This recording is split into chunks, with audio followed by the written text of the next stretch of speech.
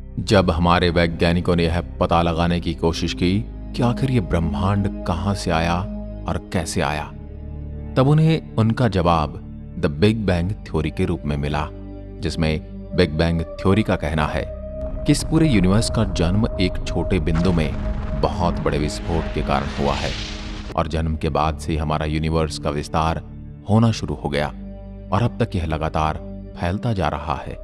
Big bang theory बताती कि जन्म के समय पूरे यूनिवर्स का तापमान काफी ज्यादा था, आसपास केवल गैस और डस्ट के बादल थे और बाद में जब यूनिवर्स का तापमान थोड़ा ठंडा होने लगा तब उसमें पार्टिकल्स का निर्माण होना शुरू हो गया और एटम्स अस्तित्व में आए और कई लाख करोड़ साल बाद गैलेक्सी का निर्माण हो गया और उन गैलेक्सी में भी लाखों करोड़ों साल बाद ग्रह तारों का निर्माण हुआ और इसी तरह कुछ बिलियन साल बाद हमारा सोलर सिस्टम भी अस्तित्व में आया, जिसमें हमारी पृथ्वी का निर्माण हो रहा था और आज हम इस पृथ्वी पर जीवित हैं। बिग बैंग थ्योरी एक साइंटिफिक थ्योरी है जो साइंटिफिक पैमानों पर कई बार सही साबित हो चुकी है और आज के समय में पूरी साइंटिफिक कम्युनिटी यही मानती है कि ब्रह्मांड का जन्म बिग बैंग से हुआ था। पर आज भी साइंटिस्ट इस सवाल का जवाब नहीं दे पाते। एक छोटे से एटम जैसे पार्टिकल से इतने बड़े यूनिवर्स का जन्म कैसे हो सकता है? तो उसमें भी सबसे बड़ा सवाल है कि एक छोटा सा पार्टिकल आखिर क्या था जिसके अंदर इतनी ज्यादा ऊर्जा विद्यमान थी और वह कहां से आया था? वैसे वैज्ञानिक लगातार कई थ्योरी के माध्यम से यह सवाल का जवाब भी देने की कोशिश कर रहे हैं, पर अभी तक उनकी यह सभी कोशिशें सफल नहीं रही हैं। पर यह तो सिर्फ साइंटिफिक कम्युनिटी की बात है। हमारी इस पूरी दुनिया में ऐसे कई धर्म हैं जो ब्रह्मांड के जन्म को विज्ञान से नहीं बल्कि धर्म और भगवान से जोड़कर देखते हैं, जिनके अनुसार इस पूरे ब्रह्मांड का जन्म भगवान के द्वारा हुआ है। आज के समय में दुनिया भर में 4000 से ज्यादा रिलीजन मौजूद हैं जिनके अपने विश्वास हैं और लगभग सभी धर्मों के अलग अलग तरह के ब्रह्मांड के जन्म के कारण बताए जाते हैं।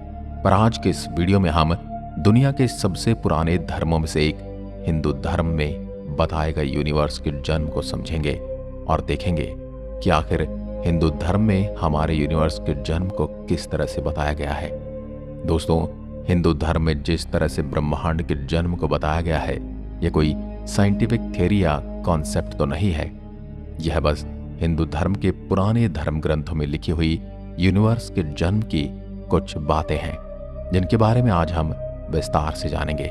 इसलिए इन पर विश्वास करना न करना आपकी इच्छा पर निर्भर करता है। हिंदू कॉस्मोलॉजी में यूनिवर्स के जन्म के बारे में कुछ बताया गया है। इसके अलावा हिंदी कॉस्मोलॉजी में हमारे ब्रह्मांड के जन्म, उसकी उम्र और उससे पहले क्या था, इन सभी सवालों के भी जवाब देने की कोशिश की गई है। हिंदू धर्म में त्रिदेव की पूजा की जाती है, जिनमें ब्रह्मदेव संसार की रचना करने वाले भगवान विष्णु को उसी संसार के पालनहार की तरह पूजा जाता है और भगवान शिव इस संसार में एक डिस्ट्रॉयर और एनर्जी की तरह पूजे जाते हैं। और महाभारत में भी श्री कृष्ण ने अर्जुन से यही कहा था कि ये संसार न तो कभी हमेशा से था और न ये कभी हमेशा के लिए रहेगा। ये संसार तो आता जाता रहता है। हिंदुइज्म में ब्रह्मांड के जन्म को भगवान ब्रह्मा से जोड़ा गया है और कहा जाता है कि ब्रह्म भगवान के जन्म के साथ ही इस यूनिवर्स की शुरुआत हुई थी और ब्रह्मा ने ही से पूरे यूनिवर्स का निर्माण किया। हिंदुइज्म में एक थ्योरी है और ये बताती है कि जब भगवान विष्णु एक बड़े समुद्र में शेषनाग पर लेटे हुए थे तब उनकी नाभि से एक कमल का फूल निकला। उस कमल के फूल से ब्रह्मदेव का जन्म हुआ और कहा जाता है कि जब ब्रह्म का जन्म होता है तभी संसार भी अस्तित्व में आता है और जैसे ब्रह्मदेव की मृत्यु हो जाती है वैसे ही संसार भी समाप्त हो जाता है। यहाँ पर कुछ लोग ये पूछ सकते हैं, आखिर फिर भगवान विष्णु अस्तित्व में कैसे आए?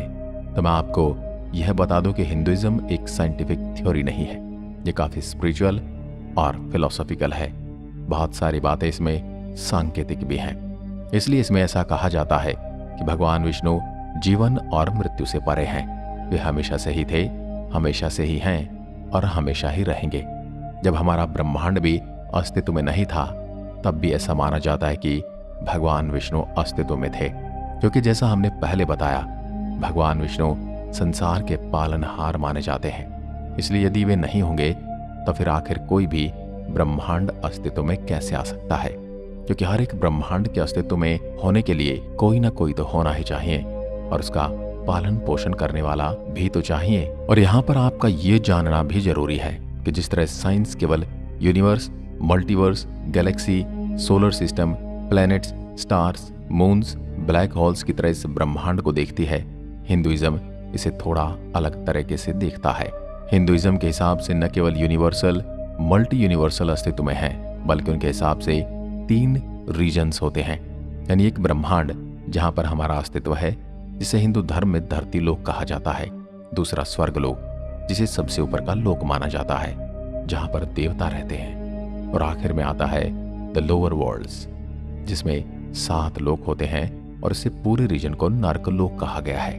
और यदि हमें हिंदुइज्म को ध्यान में रखते हुए ब्रह्मांड के निर्माण को समझना है, तब हमें यह बात का बहुत ही ध्यान रखना होगा कि हिंदुइज्म में इन 3 रीजन्स की बात एक साथ की जाती है। क्योंकि हिंदुइज्म में ऐसा भी माना जाता है धरती लोक काफी मेटेरियलिस्टिक होता है, जहां पर एक जीव अपने कर्म करता है और उसकी मृत्यु के बाद इन्हीं कर्मों के फल पाने के लिए उसे या तो स्वर्ग मिलता है या फिर नर्क। अब चलिए इसी ब्रह्मांड के निर्माण को हिंदुइज्म के हिसाब से और भी गहराई से समझते हैं। हिंदुइज्म में यूनिवर्स के क्रिएशन के बारे में काफी कुछ लिखा है।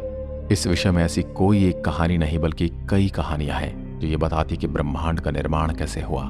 वेदों में, उपनिषदों में, पुराणों में भी इस विषय पर काफी चर्चा की गई है और काफी कहानियां भी बताई जाती हैं। साथ ही हिंदुइज्म के हिसाब से जिस ब्रह्मांड में आज हम रह रहे हैं, वह कोई पहला या आखिरी ब्रह्मांड नहीं है। इसके पहले भी न जाने कितने ब्रह्मांड अस्तित्व में आए और इनका विनाश हो गया, और इस ब्रह्मांड का भी एक समय विनाश हो जाएगा। और इसके बाद भी कई ब्रह्मांड जन्म लेंगे और अंत में उनका भी विनाश हो जाएगा। तैत्तिरीय उपनिषद में ऐसा कहा गया है कि भगवान विष्णु की नाभि से जब कमल का फूल निकला, तब उससे ब्रह्मदेव का जन्म हुआ, जैसे कि हमने आपको पहले बताया। और फिर भगवान विष्णु के ही कहने पर ब्रह्मदेव ने ब्रह्मांड का निर्माण किया और साथ ही इन्होंने पहले मनुष्य को भी अस्तित्व में लाया, जिसका नाम था मनु। और साथ ही हमारा ब्रह्मांड एक अकेला ब्रह्मांड नहीं है जो अस्तित्व में है। इसके साथ न जाने और कितने ब्रह्मांड एक साथ अस्तित्व में होते हैं। ऐसा भी कहा जाता है हर समय कोई न कोई नए ब्रह्मांड का निर्माण होता रहता है और कोई न कोई ब्रह्मांड का अंत भी हो रहा होता है। और इसलिए हिंदुइज्म में मल्टीवर्स थ्योरी को माना जाता है। साथ ही कुछ चित्रों में भी ऐसा दिखाया जाता है कि भगवान विष्णु के आगे पीछे कई बुलबुले हैं, जिनमें है बुलबुले अलग अलग ब्रह्मांड को दर्शाते हैं, यानी वे मल्टी यूनिवर्स को दर्शाते हैं। और ऐसा कहा जाता है एक ब्रह्मांड के बनने से उसके अंत तक का जो समय है वह केवल भगवान विष्णु की एक सांस के बराबर है। यानी जब वे सांस छोड़ते हैं तो हजारों ब्रह्मांड का निर्माण होता है और हर एक ब्रह्मांड में एक ब्रह्मदेव का जन्म होता है। लेकिन जब वह सांस अपने अंदर वापस खींचते हैं, तब उसी प्रकार हजारों ब्रह्मांड का भी अंत हो जाता है। अब आप ये बात समझ गए होंगे कि हिंदुइज्म के हिसाब से जिस ब्रह्मांड में हम रह रहे हैं, उसका भी एक दिन अंत होगा। यानी जब तक इस ब्रह्मांड के ब्रह्मदेव जीवित हैं, तब तक यह ब्रह्मांड भी अस्तित्व में रहेगा। और क्या आप जानते हैं, ब्रह्मदेव का जीवन केवल 100 वर्ष का होता है। और कहा जाता है कि हम ब्रह्मदेव के जीवन के 51वें वर्ष के पहले दिन में हैं, और साथ ही है कलयुग का पहला भाग है। हम जानते हैं कि आपके मन में इसको लेकर कुछ सवाल आए होंगे, जिनका जवाब हम आपको आने वाली जानकारी के अंत में देंगे, क्योंकि आगे आने वाली जानकारी ही आपके सवालों का जवाब देगी।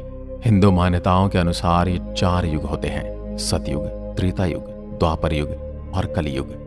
इन चारों को एक साथ एक महायुग भी कहा जाता है।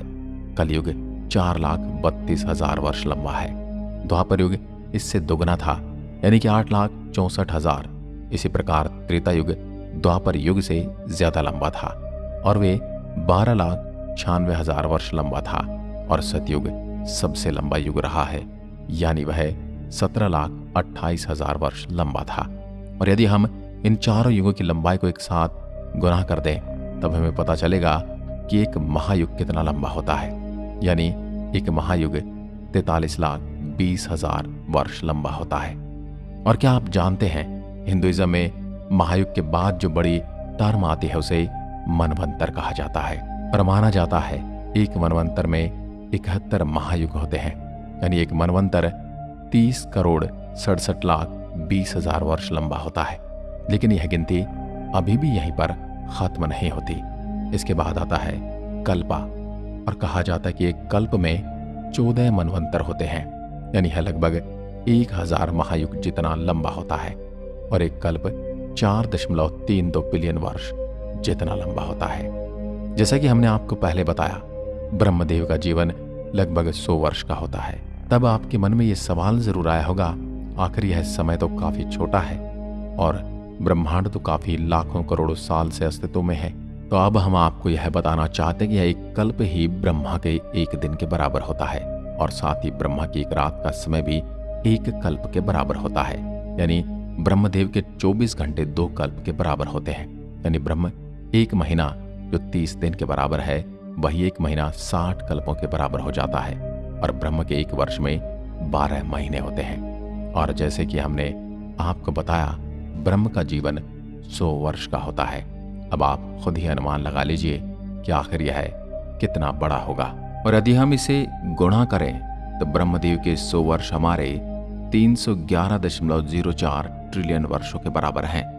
और इसलिए यह भी एक कारण है क्यों हिंदुइज्म की प्रशंसा की जाती है, क्योंकि यह पहला ऐसा धर्म है जिसमें अरबों खरबों तक की कैलकुलेशंस की गई हैं। और यह कोई आज के समय की बात नहीं, जब लोगों को विज्ञान का नाम भी नहीं पता था, तब से इसके बारे में कई पुराणों में लिखा गया है।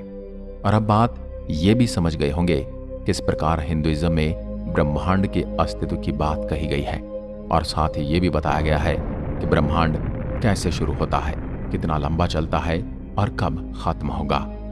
अब हम उम्मीद करते हैं आपको आज की जानकारी काफी मजेदार लगी होगी और आपने काफी कुछ नया भी सीखा होगा। साथ ही आज के बड़े बड़े नंबर्स ने आपको हैरान भी किया होगा कि आखिर कैसे पौराणिक समय में इतनी बड़ी कैलकुलेशन की गई है। वीडियो के अंत तक बने रहने के लिए आपका हार्दिक धन्यवाद।